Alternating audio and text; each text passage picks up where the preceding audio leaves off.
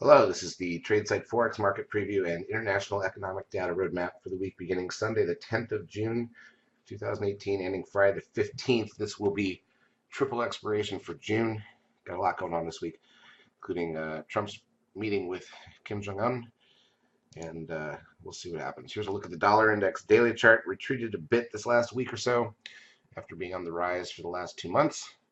Let's go through the major index or pairs, and then we'll on the daily charts. Then we'll look at the intra-week action. Then we'll look at the economic calendar for the week ahead. Here's the euro dollar, opposite of the dollar, obviously right now, bounced back a bit. Pound dollar didn't do much this week, came up a little bit. Euro yen basically flat. Aussie dollar also basically flat. Pound yen gained nothing for the week. Pound Swiss also basically flat. New Zealand dollar also flat. So pretty flat week overall in all the pairs. We haven't gotten quite slow enough that I would call it summer doldrums yet. So we're still full size, but that could be coming fairly soon, as it does every summer.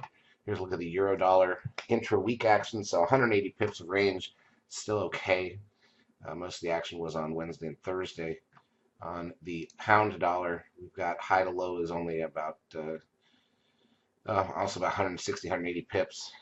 This one was a little less interesting. The euro was more where the action was for the week. All right, let's look at the economic data coming out this week. Like I said, this is triple expiration week, but we'll start with Sunday, bank holiday in Australia, manufacturing sales out of New Zealand, core machinery orders out of Japan, going into Monday, M2 money supply and loans out of China at some point this week, Italian industrial production out of Europe, goods trade balance, manufacturing production, construction output out of the UK. Nothing here in the U.S. really.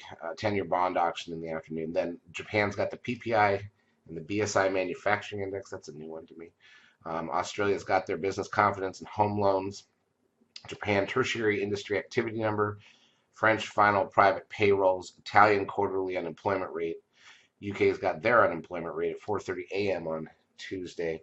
Zoo economic sentiment at 5 a.m.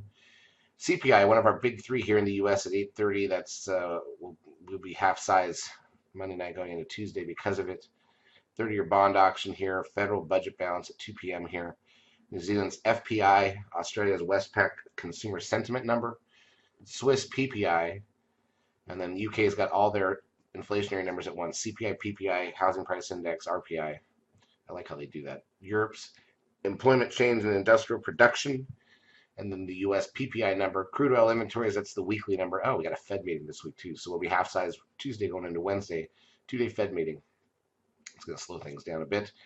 And then we've got the RICS house price balance out of the UK that night, MI inflation expectations out of Australia, unemployment change and unemployment rate out of Australia, fixed asset investment and industrial production and retail sales out of China.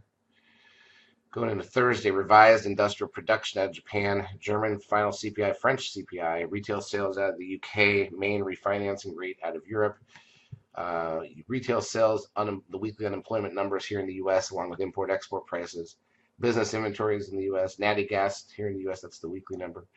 We got a rate announcement out of Japan going into Friday, then German WPI, Europe's broad CPI and trade balance, two big numbers at the same time, 5 a.m. Eastern time on Friday.